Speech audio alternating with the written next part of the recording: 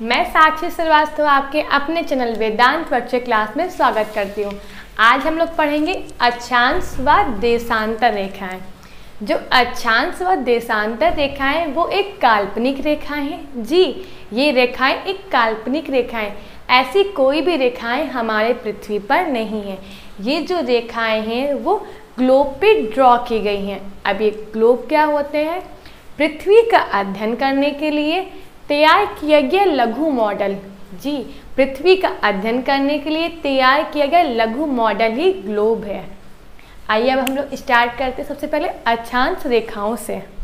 सबसे पहले हम लोग एक ग्लोब ड्रॉ कर लेते हैं। ये हम लोगों ने लगभग गोल ग्लोब ड्रॉ कर लिया है। ठीक है, थोड़ा सा सही कर देते हैं। अब ग्लोब के बीचों बीच से जो रेखा जाती है, कहाँ से? बीचों बीच से जो रेखा जाती है उसको हम लोग कहते हैं विषुवत रेखा। क्या कहते हैं? विषुवत रेखा। इस रेखा को हम लोग भूमध्य रेखा भी कहते हैं। क्या कहते हैं? भूमध्य रेखा भी कहते हैं। अब आप लोग सोचिएगा, इसको भूमध्य रेखा भी क्यों कहते हैं? नाम से ही क्लियर हो रहा है इसको भूमध्य रेखा क्यों कहते हैं। भू यानी भूमि, मध्य मतलब बीच से होकर जाना। ऐसी रेखा जो बीचों बीच से होकर जाती है उसको हम लोग भूमध्य रेखा भी कहते हैं और विषुवत रेखा भी कहते हैं। एक्चुअली जो विषुवत रेखा है वो रेखा ना होकर एक वृत्त है। अब वे वृत्त कैसे? थोड़ा सा इमेजिन कीजिएगा, आपके पास एक बॉल है। ठीक, जब आप बॉल के बीचों बीच से होती हुई एक रेखा खींचेंगे तो वो एक सर्कल बनेगा ना। जी, इसीलिए इस विषुवत रेखा को हम लोग विषुवत वृत्त भी कहते हैं। जी, इस रेखा को हम लोग विषुवत वृत्त भी कहते हैं। जो ये विषुवत रेखा है ये हमारे ग्लोब को, हमारे अर्थ को दो बराबर बराबर भागों में बांटती है। मीन्स याला भाग और याला भाग दोनों बराबर होगा। ऊपरी वाले भाग को हम लोग क्या कहते हैं? उत्तरी गोलार्ध।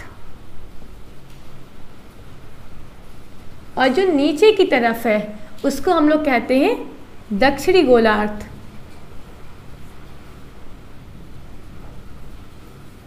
ऊपर वाले पार्ट को कहते हैं उत्तरी गोलार्ध और नीचे वाले को कहते हैं दक्षिणी गोलार्ध। ये दोनों पार्ट आपस में बराबर है। अब जो विषुवत रेखा है उससे एक एक डिग्री के, जी, विषुवत रेखा से एक एक डिग्री पर इसके समांतर रेखाएं खींची गई है। विषुवत रेखा से एक एक डिग्री पर, विषुवत रेखा से एक एक डिग्री पर विषुवत रेखा के समांतर रेखाएं खींची गई हैं। उत्तरी गोलार्ध में भी खींची गई हैं और दक्षिणी गोलार्ध में भी खींची गई। देखिए मैं ड्रॉ कर रही हूँ लाइनें। ये रेखाएं क्या है? विषुवत रेखा के समांतर है और एक एक डिग्री के अंतराल पे खींची गई हैं। जो हमारी विषुवत रेखा है वो 0 डिग्री पे है और इससे एक एक डिग्री पे हम लोग उत्तरी गोलार्ध में जाएंगे तो रेखाएं खींची गई हैं। सेम दक्षिणी गोलार्ध में भी एक एक डिग्री के अंतर पर विषुवत रेखा के समांतर क्या खींची गई हैं? रेखाएं खींची गई। इन रेखाओं को ही हम लोग क्या कहते हैं? अक्षांश रेखा कहते हैं। विषुवत रेखा के समांतर एक एक डिग्री पर जो रेखाएं खींची गई हैं उन्हीं को हम लोग क्या कहते हैं? अक्षांश रेखाएं कहते हैं। और मैं सबसे पहले ये बता दूँ आपको कि समांतर रेखाएं क्या होती हैं। अभी आपने समांतर शब्द सुना होगा ना, मैंने यूज़ किया था। विषुवत रेखा के समांतर जो रेखा खींची गई है उनको हम लोग क्या कहते हैं? अक्षांश रेखाएं कहते हैं। अभी समांतर शब्द का अर्थ क्या है? ऐसी दो रेखाएं।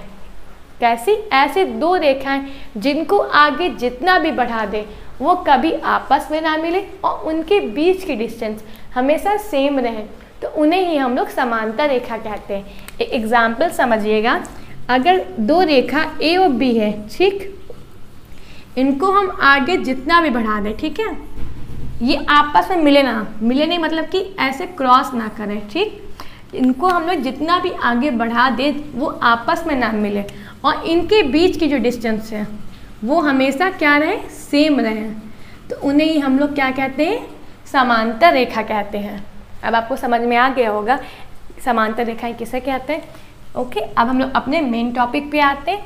जो अक्षांश रेखा खींची गई हैं उनके बारे में। जो विषुवत रेखा के ऊपर की तरफ जो रेखा खींची गई हैं, ठीक है, अक्षांश वाली, उनको हम लोग उत्तरी अक्षांश रेखाएं कहते हैं, और जो नीचे दक्षिणी गोलार्ध में खींची गई हैं उनको हम लोग दक्षिणी अक्षांश रेखाएं कहते हैं। ठीक है, इतना आप लोग को समझ में आ गया होगा। अब हम आगे बताते हैं कि हमारे ग्लोब में टोटल कितनी अक्षांश रेखाएं खींची गई हैं। चलिए इसको इरेज करते हैं और एक ग्लोब फिर से बनाते हैं। जैसे कि हमने बताया, हमारे बीचों बीच में क्या है, 0 डिग्री है, जिसको हम लोग विषुवत रेखा कहते हैं। ये कितना है, 0 डिग्री है। यहाँ से यहाँ पे ऊपर है हमारा नॉर्थ पोल और नीचे है साउथ पोल। ये जो बनेगा वो कितना बनेगा, 90 डिग्री बनेगा। अब आप बताइएगा, जब हम लोग विषुवत रेखा से एक डिग्री पे, कितना, एक डिग्री पे जब हम लोग क्या बनाएंगे, अक्षांश रेखा बनाएंगे, तो हमारी ऊपर उत्तरी गोलार्ध में कितनी रेखाएं खींचेंगी, 90 खींचेंगी। ठीक, और दक्षिणी गोलार्ध में सेम हम लोग एक डिग्री के अक्षांश पे जब रेखाएं खींचेंगे तो हमारी कितनी अक्षांश रेखाएं बनेंगी, 90 बनेगी। ठीक, अब ऊपर की 90 रेखाएं, नीचे की 90 रेखाएं, प्लस एक हमारी कौन सी रेखा है, विषुवत रेखा, टोटल कितनी रेखाएं हो गई, 1 9 9 18, कितनी, 181। तो हमारे ग्लोब पे टोटल कितनी विषुवत रेखाएं, 180। 90 है उत्तरी अक्षांशीय रेखाएं और 90 है दक्षिणी अक्षांशीय रेखाएं, एक है हमारी विषुवत रेखा। अब हम लोग एक बहुत इंपॉर्टेंट बात बताते हैं आपको, 2 अक्षांशीय रेखाओं के बीच कितनी, 2 अक्षांशीय रेखाओं के बीच की दूरी कितनी होती है। ठीक है, जो 2 अक्षांशीय रेखाएं उनके बीच की दूरी 111 किलोमीटर होती है। कितनी होती है, लगभग 111 किलोमीटर। अगर आप किसी भी 2 अक्षांशीय रेखाओं के बीच की डिस्टेंस पता करेंगे, वो लगभग 111 किलोमीटर होती है। जैसे कि हमारा 0 डिग्री है, ठीक है, और यहाँ पे क्या होगा, 1 डिग्री होगा ना, ओके, एक डिग्री पे रेखाएं खींची गई हैं, तो इनके बीच की जो डिस्टेंस होगी वो कितनी होगी, 111 किलोमीटर। सपोज डैट ये हमारा है 20 डिग्री और ये है 21 डिग्री, तो इनके बीच की भी डिस्टेंस कितनी होगी, 111 किलोमीटर। इतना आप लोगों को क्लियर होगा। अब मैं आगे बताती हूँ आपको, जो हमारी अक्षांशीय रेखाएं हैं, जब हम ध्रुव की तरफ, पोल्स की तरफ बढ़ते हैं तो उनकी लंबाई छोटी होती जाती है। अब वो कैसे, तो आप बहुत इजीली इमेजिन कर सकते हैं। देखिए, ये हमारा ग्लोब है और ये हमारी क्या है, विषुवत रेखा है। ठीक, जब हम लोग पोल्स की तरफ बढ़ेंगे, किधर बढ़ेंगे, पोल्स की तरफ बढ़ेंगे, तो देखिएगा जो हम यहाँ पे अक्षांशीय रेखाएं ड्रॉ कर रहे हैं उनकी लंबाई छोटी होती जा रही है कि नहीं। जो अक्षांश की तरफ बढ़ रहे हैं, सॉरी पोल की तरफ, तो हमारे अक्षांशीय रेखाओं की जो लंबाई है वो छोटी हो जा रही है। सबसे लंबी जो अक्षांशीय रेखा है वो हमारी विषुवत रेखा है। विषुवत रेखा को हम लोग 0 डिग्री अक्षांशीय रेखा भी कहते हैं। क्या कहते हैं, 0 डिग्री अक्षांशीय रेखा भी कहते हैं। ठीक, सेम दक्षिणी गोलार्ध में भी होगा। जब विषुवत रेखा से हम दक्षिणी गोलार्ध की ओर बढ़ेंगे तो जैसे जैसे हम कहाँ जाएंगे, पोल की तरफ जाएंगे, तो विषुवत रेखा से जब पोल्स की तरफ जाते हैं तो अक्षांश रेखाओं की जो लंबाई है वो कम हो जाती है और सबसे छोटी जो अक्षांश रेखा हमारी पोल पे होती है, जो एक डॉट है। ठीक, जो हमारी विषुवत रेखा, इसको हम लोग 0 डिग्री अक्षांशीय रेखा भी कहते हैं। आइए देखते हैं कुछ महत्वपूर्ण अक्षांशीय रेखाएं। सबसे पहले हम लोग एक ग्लोब ड्रॉ कर लेते हैं फिर से। ठीक है, इसके जो बीचों बीच से निकल रही है उसको हम लोग क्या कहते हैं, विषुवत रेखा, या इसको हम लोग 0 अक्षांशीय रेखा भी कहते हैं। क्या कहते हैं, 0 अक्षांशीय रेखा। और ऊपर क्या है, उत्तरी गोलार्ध, नीचे क्या है, दक्षिणी गोलार्ध। जब हम लोग विषुवत रेखा से उत्तर की तरफ जाते हैं, कितना, 23.5 डिग्री। जब विषुवत रेखा से 23.5 डिग्री हम उत्तर की तरफ जाते हैं जो हम लोग को अक्षांशीय रेखा मिलती है उसको हम लोग क्या कहते हैं, कर्क रेखा कहते हैं। और जब हम लोग विषुवत रेखा से दक्षिण की तरफ 23.5 डिग्री आते हैं, कितना आते हैं, 23.5 डिग्री, तो हम लोग को जो रेखा मिलती है उसको हम लोग कहते हैं मकर रेखा। क्या कहते हैं, मकर रेखा। सेम इसी तरह जब हम विषुवत रेखा जो हमारी 0 डिग्री पे है उससे 66.5 डिग्री ऊपर की ओर जाते हैं, कितना जाते हैं, 66.5 डिग्री, जो हम लोग को रेखा मिलती है उसको हम लोग कहते हैं आर्कटिक रेखा। और जब हम लोग इसके किधर आते हैं, दक्षिण में आते हैं, कितना आते हैं, 66.5 डिग्री, तो हम लोग को जो रेखा मिलती है उसको हम लोग कहते हैं अंटार्कटिक रेखा। क्या कहते हैं, अंटार्कटिक रेखा कहते हैं। याद करना आसान है, आप याद कर लीजिएगा अच्छे से। जब हम लोग अपने विषुवत रेखा के से 23.5 डिग्री ऊपर जाते हैं तो हम लोग को कर्क रेखा मिलती है, और जब 23.5 डिग्री हम लोग कहाँ आते हैं, नीचे दक्षिण की तरफ, तो हम लोग को मकर रेखा मिलती है। फिर जब हम लोग अपने विषुवत रेखा से 66.5 डिग्री ऊपर जाते हैं तो हम लोग को आर्कटिक रेखा मिलती है, और जब हम लोग 66.5 डिग्री नीचे आते हैं तो हम लोग को अंटार्कटिक रेखा मिलती है। ठीक है, और आपको पता है ऊपर क्या है, नॉर्थ पोल उत्तरी ध्रुव, और नीचे क्या है, साउथ पोल या दक्षिणी ध्रुव। ऊपर 90 डिग्री पे जो है वो उत्तरी ध्रुव है, और नीचे जो 90 डिग्री पे है वो दक्षिणी ध्रुव है। आप इन रेखाओं को, अक्षांशीय रेखाओं को जरूर याद कर लीजिएगा, ये बहुत ही इम्पॉर्टेंट है। इसके बाद हम लोग पढ़ते हैं देशांतरी रेखाएं। क्या पढ़ेंगे हम लोग, देशांतर रेखाएं। अब देशांतर रेखा क्या होती है, उत्तर ध्रुव को दक्षिण ध्रुव से मिलाने वाली रेखाओं को, क्या, उत्तर वाले ध्रुव को दक्षिण ध्रुव से मिलाने वाली रेखाओं को देशांतर रेखा कहते हैं। ऊपर वाले ध्रुव उत्तर वाले ध्रुव को नीचे वाले ध्रुव से मिलाने वाली रेखाओं को हम लोग देशांतर रेखा कहते हैं। एक बार समझते हैं फिगर के थ्रू। ये हमारा क्या है, ऊपर की तरफ नॉर्थ पोल और नीचे हमारा है साउथ पोल। ठीक, अब जो हमारा उत्तर के ध्रुव से दक्षिण के ध्रुव को मिलाएंगी रेखा, वही हमारी देशांतर रेखा है। जो देशांतर रेखाएं होती हैं वो हाफ सर्कल होती हैं। आप एक बॉल लीजिएगा, ठीक है, उसमें एक लाइन ड्रॉ कीजिएगा ऊपर से लेके नीचे तक, वो हाफ सर्कल बनेगा। ठीक है, एक बार आप लोग करके जरूर देखिएगा। जो ऊपर से नीचे की ओर जा रही है उसको हम लोग क्या कहते हैं, देशांतर रेखाएं। हमारे पूरे ग्लोब में टोटल कितनी देशांतर रेखाएं खींची गई हैं? सबसे पहले ये समझिए, जो हमारा ग्लोब है वो क्या है, गोल है ना जी, वो कितने डिग्री का होगा, 360 डिग्री का होगा। कितना, 360 डिग्री का। ठीक है, हमारे ग्लोब में, हमारे अर्थ पे, हमारे ग्लोब पर एक एक डिग्री पे, क्या, एक एक डिग्री के अंतराल पर देशांतर रेखाएं खींची गई हैं। देखिए ऐसे। अब आप खुद इमेजिन कीजिए, अगर पूरा जो ये सर्कल है 360 डिग्री का है, कितना, 360 डिग्री का है, और एक एक डिग्री के अंतराल पे अगर देशांतर रेखाएं खींची गई हैं तो टोटल कितनी देशांतर रेखाएं खींचेंगी जी, 307 देशांतर रेखाएं खींचेंगी। हमारे इस सर्कल पे कितनी रेखाएं खींचेंगी, 307 जी। हमारे ग्लोब पर टोटल 360 देशांतर रेखाएं खींची गई है। अब इसके बारे में इम्पॉर्टेंट क्वेश्चन देखते हैं हम लोग।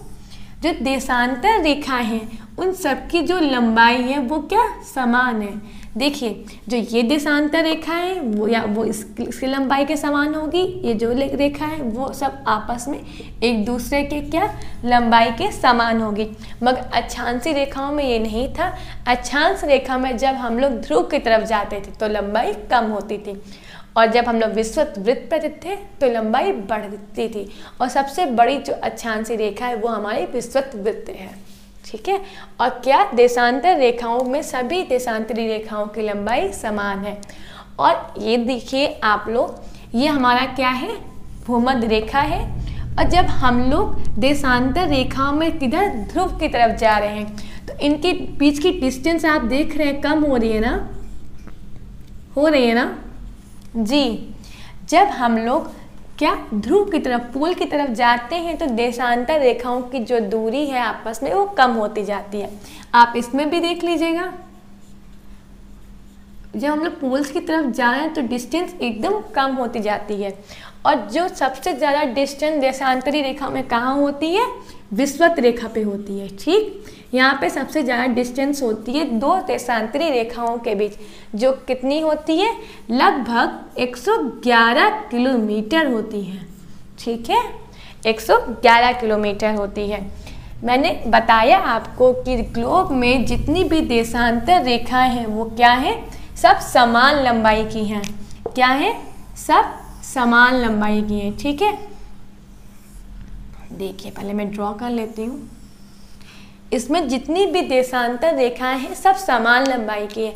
अब ये सबके सामने कन्फ्यूजन थी, हम लोग किस देशांतर रेखाओं को प्रमुख यामोत्तर या प्रमुख देशांतर रेखाएं माने, क्योंकि जो हमारा अक्षांश रेखा था उसमें मिडिल में सबसे जो लंबी रेखा थी जो दो बराबर भागों में बांट रही थी उसको हम लोगों ने 0 डिग्री मान लिया है। ठीक, मगर इसमें सभी की लंबाई समान है।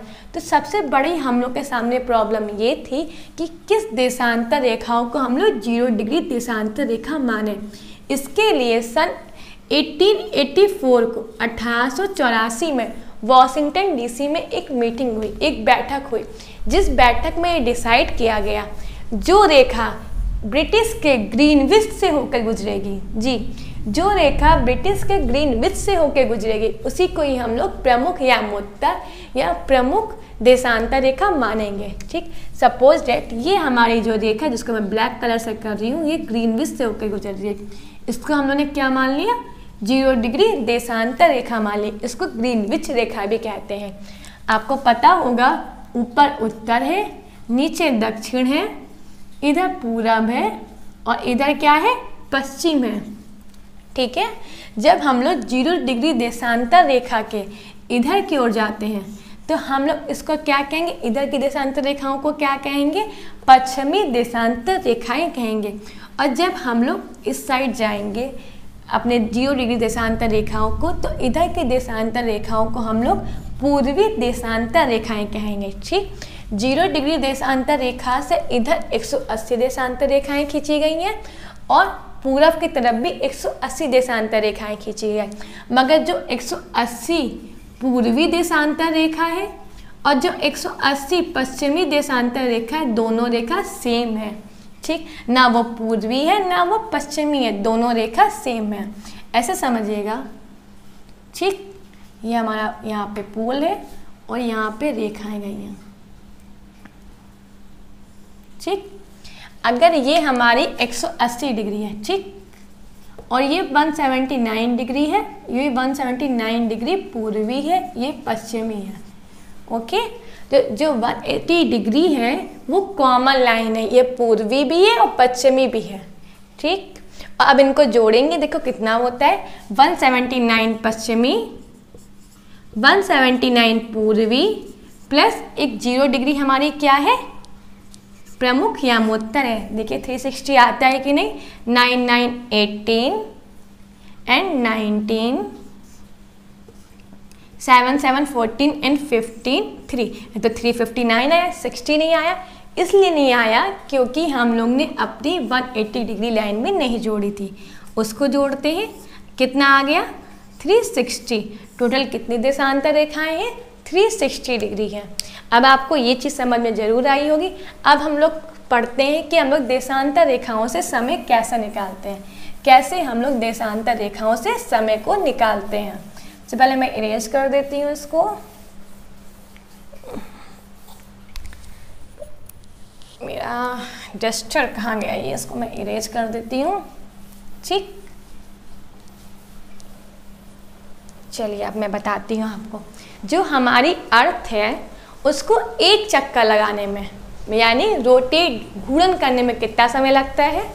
हमारी जो अर्थ है उसको एक चक्कर लगाने में, यानी यहाँ से घूमे अपने अक्ष से घूम के फिर से अपने अक्ष पे आने पे। आप ऐसे समझिए, ये हमारी अर्थ है, अगर वो यहाँ पे है फिर से अपने अक्ष पे घूम के अपने अक्ष पे आने में कितना समय लगता है? 24 घंटे लगता है। कितना घंटे लगता है? 24 घंटे लगता है। ठीक, अब इसको हम लोग क्या मिनट में बदल लेते हैं। एक घंटे में कितने मिनट होते हैं? 60 मिनट होते हैं। तब 24 को 60 से मल्टीप्लाई कर देंगे। 6 4 जा 24, 14 कितने मिनट आ गया? 1440 मिनट आ गए। हमारी अर्थ को एक चक्कर, एक बार रोटेट होने में टोटल 1440 मिनट लगते हैं। चूँकि मैंने बताया है कि हमारे अर्थ पर कितनी देशांतर रेखाएं हैं? कितनी है? 360 देशांतर रेखाएं हैं। ठीक, तो अब हम लोग निकाल लेते हैं एक देशांतर रेखा कितने मिनट की होगी। इसको डिवाइड कर देते हैं। 12 3 जा 12, 12 जा 3, 4 जा कितना आया? 4 मिनट आया। इसका मतलब ये हुआ 2 देशांतर रेखाएं हैं। ठीक है, इस देशांतर रेखा को, ठीक, इस देशांतर रेखा को यहाँ पे आने में, ठीक, कितना टाइम लगेगा? 4 मिनट लगेगा। फिर से समझिएगा, मैं एक स्ट्रेट, इसको अगर हम लोग ग्लोब को ऐसे खोल दें तो ऐसे ही तो होगा। ये एक एक डिग्री पे देशांतर रेखाएं खींची गई है। ठीक है, इस रेखा को, ठीक, यहाँ पे आने में कितना टाइम लगेगा? 4 मिनट लगेगा। ओके, समझ में आया? अब हम लोग पढ़ते हैं अपना जो इंडिया, अपना जो भारत है, उसका समय ग्रीनविच रेखा से आगे है या पीछे है। ठीक है, सबसे पहले हम लोग अपने ग्लोब को जब खोलेंगे तो वो एक ऐसा ही तो फिगर बनेगा। ठीक, सपोज डैट यहाँ पे हमारी ग्रीनविच रेखा है जो है 0 डिग्री देशांतर, और इसके इस साइड और भी बहुत ढेर सारी देशांतर रेखाएं हैं जिसको पूर्व देशांतर रेखाएं कहेंगे, और यहाँ पे भी रेखाएं जिनको हम लोग पश्चिमी देशांतर रेखा कहेंगे। हमारा जो इंडिया है वो 82 डिग्री 0.5 पे 82.5 डिग्री पे लोकेटेड है। ठीक है, ये हमारा जो इंडिया है वो कितने देशांतर पे लोकेटेड है? 82.5 डिग्री देशांतर पे लोकेटेड है। अब हम पहले ये जान लीजिए, जो ग्रीनविच है, ठीक, उससे इधर जाने पर टाइम बढ़ता है, क्योंकि हमारी जो अर्थ है वो कैसे रोटेट कर रही है? पश्चिम से पूरब की तरफ रोटेट कर रही है। इसलिए जब हम ग्रीनविच से इस तरफ जाते हैं तो समय बढ़ता है, और जब इधर से ग्रीनविच से हम लोग पश्चिम की तरफ जाते हैं तो समय क्या होता है? घटता है। ठीक है, अब सपोज दैट ग्रीनविच पे 12 बजा है। ठीक है, दिन के 12 बजे है, तो हमारे इंडिया पे कितना बजेगा? अब मैंने बताया है जो एक देशांतर रेखा के जब आगे बढ़ने पे 4 मिनट लगते हैं। ठीक, तो 0 से 82.5 देशांतर रेखा को हम लोग 4 से मल्टीप्लाई कर देंगे। मल्टीप्लाई कीजिए, 5 4 जा 20, 4 2 जा 8 2 10, 8 4 जा 32 और 33 कितना आया? 330 मिनट हुआ। जब आप 330 मिनट को आवर में चेंज करेंगे तो कितना आएगा? 5 आवर 30 मिनट आएगा। ठीक, तो हमारे इंडिया में कितना बज रहा होगा? हम लोग टाइम प्लस करेंगे, कितना? 12 बजे में 5:30 कितना बजेगा हमारे इंडिया में? 5:30 बजेगा। ठीक, और जब हम लोग पश्चिम में जाते हैं तो क्या होता है? टाइम घटता है। सपोज डेट यहाँ पे कोई कंट्री है, ठीक है, यहाँ पे 20 डिग्री देशांतर मान है। कितना? 20 डिग्री देशांतर मान है, और पूछा गया यहाँ पे समय कितना होगा।